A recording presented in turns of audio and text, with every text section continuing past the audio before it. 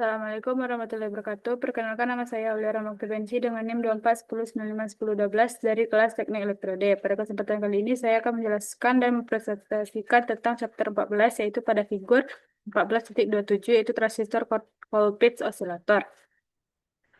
Rangkaian Col- transistor Colpitts oscillator ini merupakan jenis osilator LC yang menggunakan transistor bipolar atau BJT sebagai elemen aktif untuk membangkitkan osilasi sinyal AC secara mandiri tanpa input eksternal.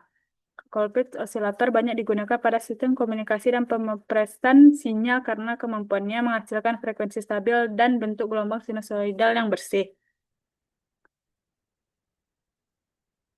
Oh,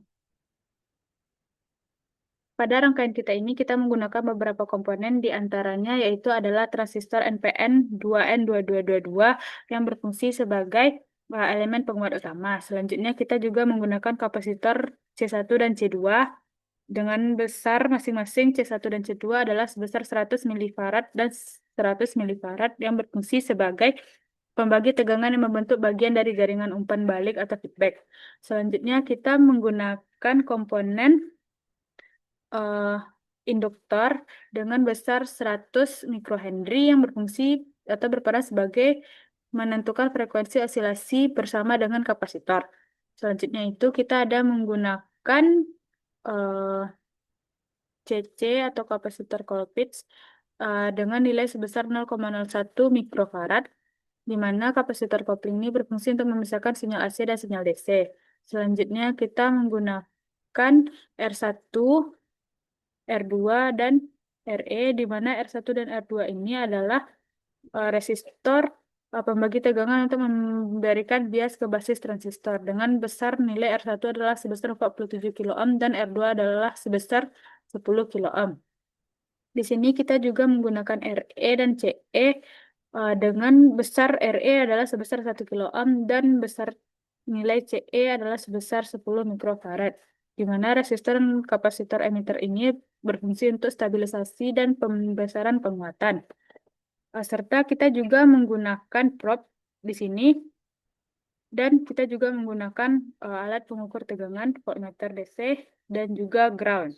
Ketika sumber daya DC atau VCC di sini diberikan, transistor bias akan menjadi aktif. Di sini dia akan melewati RXC terlebih dahulu menuju ke C1 dan C2 yang terhubung secara paralel dengan induktor, lalu mengalir ke kaki kolektor, lalu masuk ke transistor, lalu berakhir ke kaki kolektor melewati RE dan CE, lalu berakhir ke ground.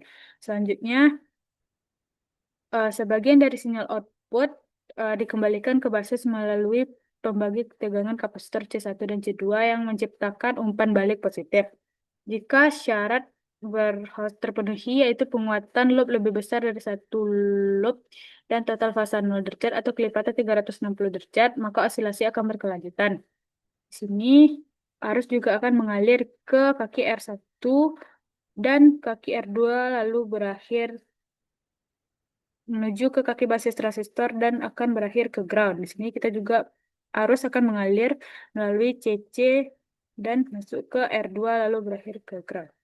Frekuensi osilasi ditentukan oleh tangki LC dan dapat dihitung dengan menggunakan rumus F0 sama dengan 1/2 pi kali akar L kali CEQ, di mana CEQ di sini rumusnya adalah C1 dikali C2 per C1 tambah C2, di mana hasilnya nanti adalah sebesar 50 nanofarad jika L-nya adalah 100 mikrohenry.